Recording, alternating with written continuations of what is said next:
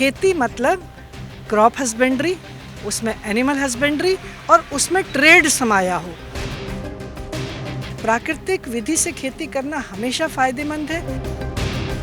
जब हम प्रॉस्पेरिटी की बात करते हैं तो वहाँ पर नेचुरल खेती बहुत ही लाभदायक है, परंतु ट्रेड से जुड़ी होता। जैविक तरल फर्मेंटेड जो बायो फर्टिलाइज़र था वो भारतवर्ष ने 1000 पूर्व वर्ष दे दिया था। निश्चित तौर पर ये खेती फायदे का सौदा है। अभी तो पार्टी शुरू हुई है।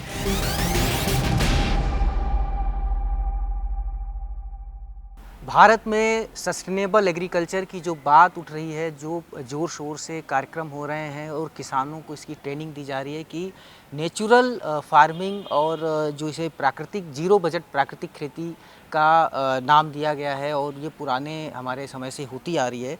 इसके बारे में हम बात करेंगे डॉक्टर सुनीता पांडे जी से, जो पंतनगर यूनिवर्सिटी में वैज्ञानिक हैं और इन्होंने नेचुरल फार्मिंग पे काफ़ी अच्छा काम किया है, बड़े पैमाने पे काफ़ी शोध किए हैं। तो इनसे समझते हैं कि कैसे नेचुरल फार्मिंग को विस्तार दिया जा सकता है भारत में, खास करके आज जब रासायनिक खेती एक चुनौती बन गई है। मैम, आपका स्वागत है गांव जंक्शन में। नेचुरल फार्मिंग को कैसे किसान एडॉप्ट करे, लैक कहाँ पे है, पॉलिसी और ग्राउंड पे? देखिए, नेचुरल फार्मिंग एक बहुत ही प्राकृतिक की विधा है और संपूर्ण विज्ञान इसलिए है क्योंकि जिस चीज़ को हम नेचर कहते हैं वो स्वयं विज्ञान है। बस उसको बात है थोड़ा समझने की, क्योंकि ये कोई नई चीज़ है नहीं भारत के लिए। भारत की कृषि एक संस्कृति होती थी और उस संस्कृति के तहत खेती एक दर्शन है। अगर हम उसे बहुत ज़्यादा अर्थशास्त्र से न जोड़ें तो खेती एक दर्शन है और खेती केवल खेतीहर बन करके कभी भी प्रॉस्पेरिटी नहीं आती, और ये हमारे ऋषि मुनि खूब अच्छी तरह से जानते थे। और वो खेती को कहते थे वर्ता। खेती मतलब क्रॉप हस्बेंड्री, उसमें एनिमल हस्बेंड्री और उसमें ट्रेड समाया हो। अगर उसमें ट्रेड नहीं समाया है, कॉमर्स नहीं समाया है, जिसको आजकल हम लोग स्टार्टअप कह दे रहे हैं, तो खेती से प्रॉस्पेरिटी आना थोड़ा मुश्किल का काम है। थोड़ा क्या, मुश्किल ही है। और हम कभी थे भी नहीं कृषि प्रधान देश। हम लोग कहते हैं हम कृषि प्रधान देश थे, हमें कृषि प्रधान बनाया गया। भारत हमेशा कृषि एवं उद्यमिता प्रधान देश था और वही हमको आज भी करना पड़ेगा। प्राकृतिक विधि से खेती करना हमेशा फ़ायदेमंद है, जिससे कि हम पैदावार तो ज़्यादा लेंगे ही लेंगे जो लेते थे किसी समय में, और हमारी पॉलिसीज़ कुछ ऐसी होनी चाहिए कि उसको ट्रेड से तुरंत जोड़ा जाए। अगर ट्रेड से नहीं जोड़ा जाएगा, एक्सपोर्ट तक जोड़ा जाए, अगर हमारे पास सर्टिफिकेशंस नहीं होंगे, वो सारे मापदंड नहीं होंगे, तो खाली खेती चाहे किसी भी प्रकार की हो, उससे प्रॉस्पेरिटी आना, आपकी जीवन यापन हो सकता है, लेकिन जब हम प्रॉस्पेरिटी की बात करते हैं तो वहाँ पर नेचुरल खेती बहुत ही लाभदायक है, परंतु ट्रेड से जुड़ी हो तब, और उसके लिए हमारी पॉलिसीज़ वैसी होनी चाहिए गवर्नमेंट की।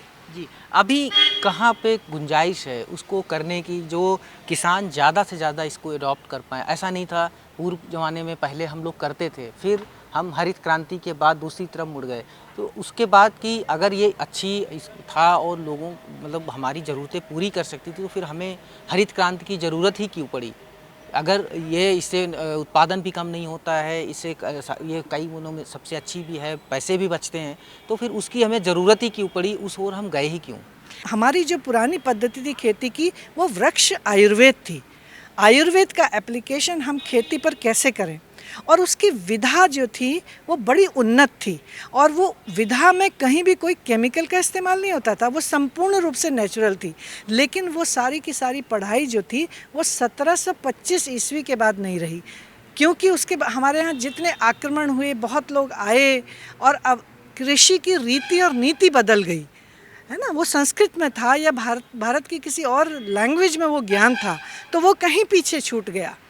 उसमें जैसे मैं एक उदाहरण आपको देती हूँ कि जो आजकल हम लिक्विड फर्मेंटेड बायो फर्टिलाइज़र्स कह लें या हम स्टिमुलेंट कह लें, जीवामृत के रूप में है और रूपों में है, बहुत सारे लिक्विड फर्मेंटेशंस आ गए हैं। दुनिया को पहला जैविक तरल फर्मेंटेड जो बायो फर्टिलाइज़र था वो भारतवर्ष ने 1000 पूर्व वर्ष दे दिया था।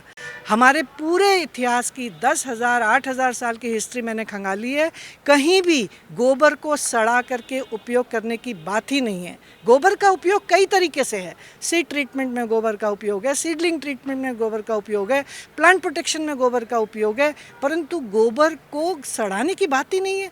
और कहने का मतलब मेरा यह है कि बेसिक विधा में अंतर है। हमें जो हमारे पास था तो वो अब धीरे धीरे आ रहा है। एक मॉड्यूल हमारे पास आ गया है जिसमें हम जीवामृत, घन जीवामृत, नीमास्त्र, ब्रह्मास्त्र, ये हमने एक मॉड्यूल बना लिया जो कि बहुत अच्छा है। इसकी छोटी छोटी प्रोटोकॉल्स का अगर पूर्ण रीति पालन हो तो निश्चित तौर पर ये खेती फ़ायदे का सौदा है। और मैं तो कहूँगी, जैसे हम लोग कभी कभी बच्चे कहते हैं अभी तो पार्टी शुरू हुई है, मतलब ये तो नेचुरल फार्मिंग का अब हम शुरू कर रहे हैं। वृक्ष आयुर्वेद की तरफ हम जब झांक के देखेंगे तो अभी हमारे पास सीड ट्रीटमेंट के कम से कम 50 प्रिस्क्रिप्शंस हैं। हमारे वैज्ञानिकों को उसके अंदर में देखना पड़ेगा। हमारे पास खेती करने की सारी विधाएं अगर हम वृक्ष आयुर्वेद की तरह करेंगे जिस समय, उससे हम बहुत अच्छी हमारी खेती हो पाएगी। और वो संपूर्ण नेचुरल थी। हर उत्पाद या तो पौधा आधारित या जानवरों से आधारित था। तो बहुत अभी गैप है, लेकिन अभी एक जो मॉड्यूल बहुत अच्छा हमारे सामने आया है, हमें इसको फुल प्रोटोकॉल के साथ इसको लागू करना चाहिए। और साथ में गवर्नमेंट का इसमें हाथ से हाथ सहयोग होना चाहिए, जिसके लिए उसका सर्टिफिकेशन, मार्केटिंग, इसकी पूरी सुविधा किसान को हो। तो ये निश्चित ये एक स्वच्छ भारत और स्वस्थ भारत की तरफ जाने के लिए इससे अच्छी कोई और विधा हो नहीं सकती है। मैम, अभी जैसे आपने एक चीज़ बताई कि इसमें इतनी सारी चीज़ें होती हैं, नीमास्त्र, अग्नास्त्र, जो भी कई सारी चीज़ें हैं। रासायनिक खेती में है कि आप 2-4 चीज़ें ला करके डाल दीजिए और खेती कर लें। इसमें मेहनत ज़्यादा लगती है, इसको बनाने में ज़्यादा मेहनत लगती है। क्या किसान अब हमारे आलसी हो गए हैं? उनको एक तो पता नहीं है, उनको ट्रेनिंग की जानकारी नहीं है, उनको सीखना पड़ेगा। तो क्या सबसे पहले उनको ये सब ट्रेनिंग की ज़रूरत है? सिर्फ ये कह देना है कि नेचुरल फार्मिंग करें? नहीं, इसमें देखिए मैं एक बात यहाँ पर हाईलाइट करना चाहूँगी कि किसान भी सुख चैन से रहना चाहता है। तो इस नेचुरल फार्मिंग में ऑटोमेशन, जो बड़ा किसान है उसके लिए ऑटोमेशन ज़रूरी है। हम चांद पर जाने की बात कर रहे हैं, मंगल पर जाने की बात कर रहे हैं, इतना कुछ हम लोग टूल्स एंड टेक्नोलॉजी में आगे जा रहे हैं। तो हमें किसान की ड्रजरी तो हमें रिड्यूस करनी पड़ेगी। छोटे छोटे इक्विपमेंट्स ईजाद करने पड़ेंगे जो कि किसान, छोटा किसान, जैसे निमास्त्र बनाना है, ब्रह्मास्त्र बनाना है, अग्नियास्त्र बनाना है, छोटा किसान है, मझोला किसान है, वो तो कर सकता है। लेकिन जो बड़े किसान हैं वो नहीं करेंगे कोई भी, जब तक कि ऑटोमेशन नहीं आएगा। और छोटा किसान भी क्यों इतना परेशान हो, तो हमें टूल्स एंड टेक्नोलॉजी का उपयोग नेचुरल फार्मिंग में लाना ही पड़ेगा अगर हमें इसको टिकाऊ रूप से बनाना है। पर ये जो है अभी ये जो तरीका बता रहे हैं कि इसमें प्रोडक्शन नहीं कम होता है, लेकिन किसान की आदत पड़ गई है और कहते हैं कि मिट्टी हमारी नशीली हो गई है, अब बिना उसके वो करती नहीं है। तो उसका मतलब किन चरणों में इसको लागू करना चाहिए, आप किसान बताएं। को अभी किसान जब स्वयं करे ना, जो बिना करे तो ये बात कह सकता है वो, जो कि उसके लेवल से वो सत्य है।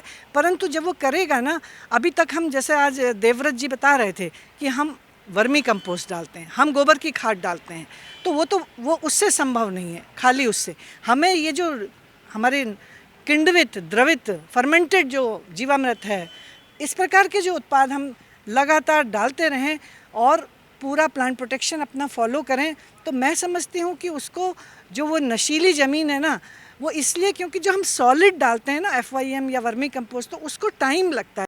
लेकिन जब हम लिक्विड और सॉलिड दोनों मिला के डालते हैं, जैसे घन जीवामृत डालें और फिर जीवामृत डालें, फिर हर्बल कुनब जल आता है एक, जो हमारे पुरखे बता गए 1000 बरस पहले, उसको डालें, तो मुझे लगता है कि पहले साल से ही हम लोगों को एट पार उत्पादन मिलना प्रारंभ होता है। अभी क्या है, कन्फ्यूजन है, सरकार भी थोड़ा सा पॉलिसी पे क्लियर नहीं हो पा रही कि जैविक को बढ़ावा दे या नेचुरल को बढ़ावा दे। और दूसरी बात कि बजट में जिस तरीके से सब्सिडी होती है यूरिया के लिए और DAP के लिए, सब फास्फोरस के लिए, इन सब की सब्सिडी होती है, नेचुरल फार्मिंग के लिए कोई प्रावधान वैसा नहीं देखने को मिलता है कि सरकार इस पर सीरियस है।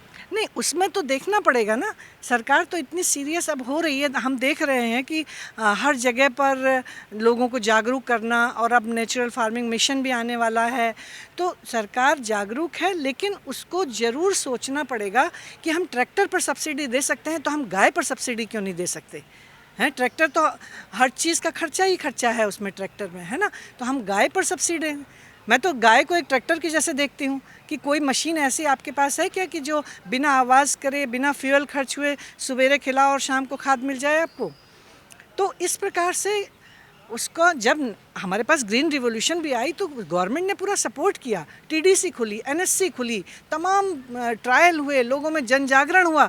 खाली एक बीज ने नहीं करी, बीज को पूरा सहयोग मिला, तब हरित क्रांति आई।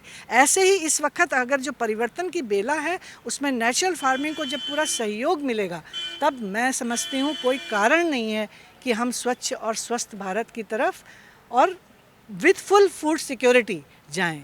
ज़रूर ऐसा संभव है। जी, थैंक यू मैम, बहुत बहुत शुक्रिया। तो ये बता रही थी सुनीता पांडे जी कि कैसे नेचुरल फार्मिंग को सस्टेनेबल बनाया जा सकता है और किन किन तरीक़ों पे सरकार को आगे आना होगा। जैसे हरित क्रांति को सपोर्ट किया गया, वैसे ही इसको सपोर्ट किया जाए। और मैम ने ये भी बताया कि अभी तो पार्टी शुरू हुई है, मतलब नेचुरल फार्मिंग की अभी तो एक तरीके से एक माहौल बना है, माहौल बना है। अभी इसको बहुत आगे जाना है और इसको काफ़ी आगे ले जाना है। और यही एक सस्टेनेबल एग्रीकल्चर है भारत के लिए, जो भारत के किसानों और किसानी को ही बचा सकती है, और इसके अलावा कोई दूसरा रास्ता नहीं है। मनीष मिश्रा, गांव जंक्शन।